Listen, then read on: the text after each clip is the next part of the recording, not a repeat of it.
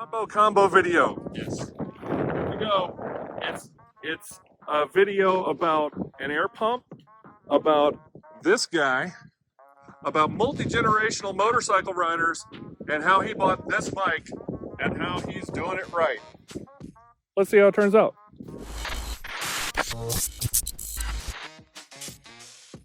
Okay, so the reason why I've been called out here to assist, the tire's a little squishy. Ew. Okay, so here's the product review part. Oh, I'm sorry, what were you gonna say? I said no good. Tire, no bueno. No bueno. They not drive on it. So here's the product review part of the video. I brought this, and I love this thing. There you go. Drop that sucker. I'll take that one. Okay, what is this thing called again? Fan tick. All right, whatever. S100 Apex. I think I got it on Amazon. I don't even remember. Maybe I bought it on Instagram. Little pack. Get a little hose. Plug it all in. Okay, so we got it all pulled together here. Now, the thing that I love about this thing is that you just press and hold that, and then it turns on here. And I'm sorry if that looks weird, but you prescribe the PSI, so if you can see it flashing there, it's going at 37 PSI. This reads out the pressure of the tire, and then, you know, we got a full battery here, so this thing's ready to go. We just dial in the pressure we want, and it'll do it. Now we can't find the air nozzle on the tire. It's in there somewhere. See it? Not yet. Not yet. Not yet. Done a full rotation. How do you know? Now look at the other side. Okay. I bet you it's over here somewhere. There it is. See it? Yep. There it is. Okay, yeah. Part of the problem is that Addison found a fancy bike with spinners. And so the spinner's on the high side so you can see it better, and it was obscuring the nozzle. So now we got to go around the other way. Maybe turn the wheel all the way to the left. All the way to the left or the right? Yeah, that way.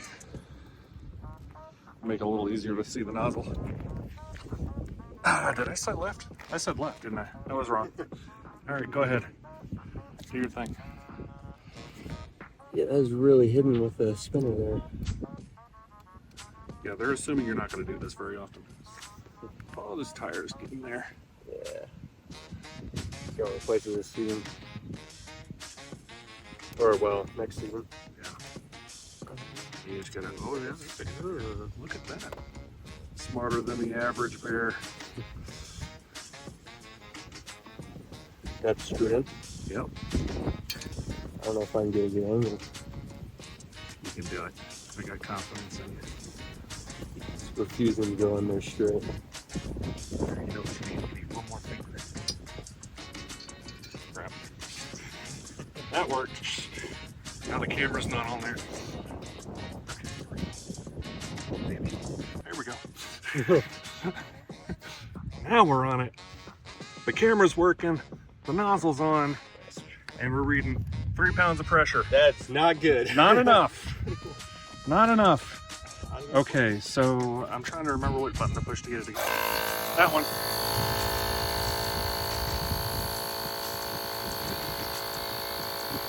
I love this pump. This pump is really easy to use. I love it. And by the way, I'm not sponsored by these guys. I just think that this pump's amazing.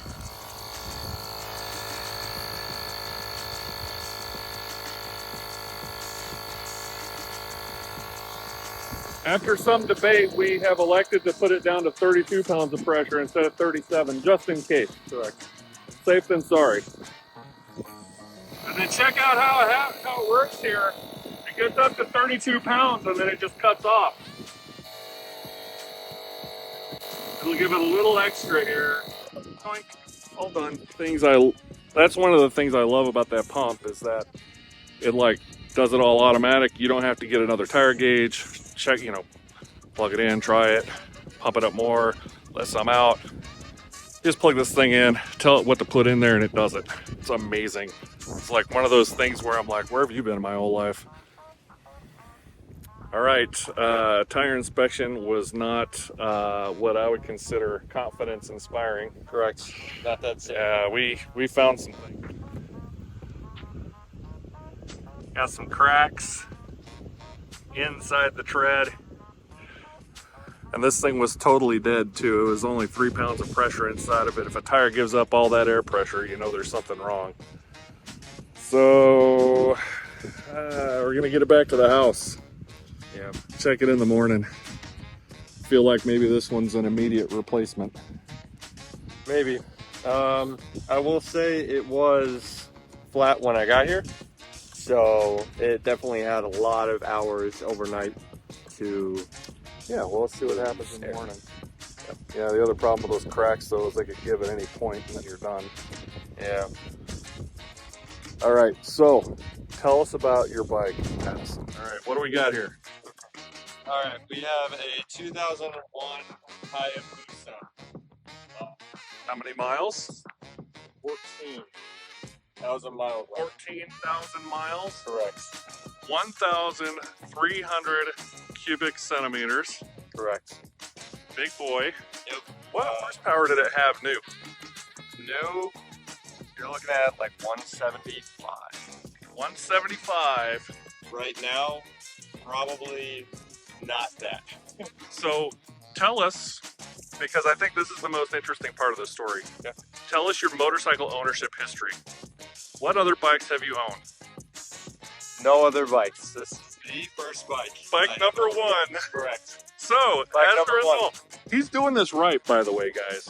He's doing this right, okay? So, there's going to be a bunch of haters on YouTube going, you shouldn't get a Busa as your first bike, which, as his father, kind of agree, but he's doing it right. Yeah. So, step one, spent time with me. Correct. Right? We spent a couple hours going through my riding theory, clutching theory, vehicle dynamics in a parking lot, and just learning the instinct, like trying to train the instinct that the clutch is your buddy, that the clutch is what you want to grab for if you're ever in doubt, because this bike right here, you don't want to grab the throttle if you're like concerned about a situation. That's like probably the wrong answer every time. Correct. And I have to say that despite your experience, you have been really good at like building that in. But now, this weekend, what did you do? I finally went out and took the course at UC here, MATC.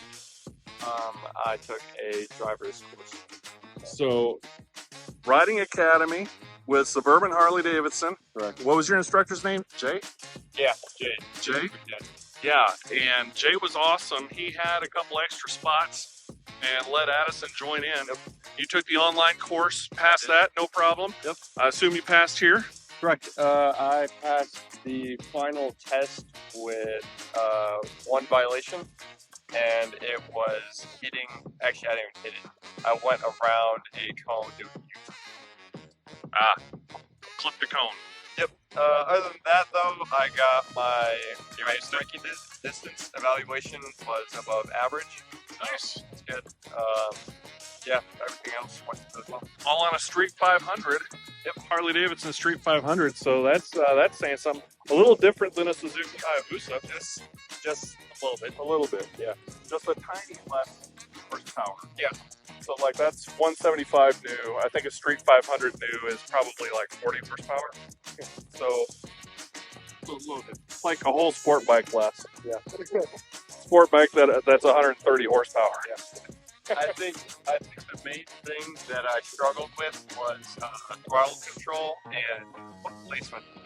It's very different to have your feet in front of you rather than behind. Yeah, and you got to use a lot more throttle on a Street 500 than you do on this. Yes, I still due to not using enough throttle, and I thought it would be a lot more sensitive to accidents. Okay, and also how he's doing it right. Let's take one look at his gear. Okay, so I want to just talk about his gear over here. He's got his showy helmet. Just bought this thing. This is Dot and Snell approved. Full face helmet. Yep. Right there. nice little showy RF 1400. And he always has his tinted and his clear visor with him. And so he's ready to ride at night if he needs to. And then he got a cardo from a guy who's got a CVO that didn't need his cardo. So he got a free cardo. How do you like the cardo? Cardo works amazing. They use JBL speakers. I would say it's comparable, pretty close to having brand new AirPods in. Wow.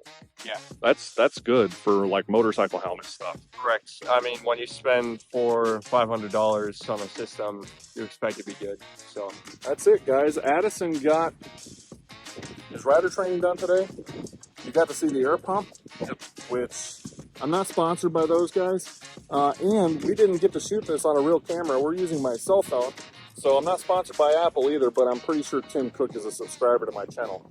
Right, Tim? Yeah. for sure. So if you're going to do what Addison did and buy yourself a bike that you will never have to upgrade. Yeah, it's the affordable option technically. There you go. Because you only have to buy one. Yep. Only gotta buy one. Then you have to, be careful with it. Really, really careful with it. Yeah, until your tire blows and your forks go out. Yeah. Okay, yeah. Maybe you'll see a video about us fixing his bike later. Maybe. Hopefully not. Hopefully not. Right, well, I don't know. The tires got to be fixed. Yeah. The forks have got to be fixed. The forks are leaving a mess in the garage. I'll show you some B-roll here of that. Yeah. Probably still gonna ride a little bit today though before I leave it. It's nice. It's nice. It's hard not to. Last day of the year, that's probably gonna be nice like this. So I don't know. This week looks pretty good. it's supposed to be cold. It's supposed to get windy, which means cold. Windy means cold. There you go. You heard it. You heard it here first. Windy means cold. That's right. Buy yourself a Busa. Get yourself one of those pumps, and make sure you buy a good helmet. That's it, folks. Hey, we'll see you on the next one.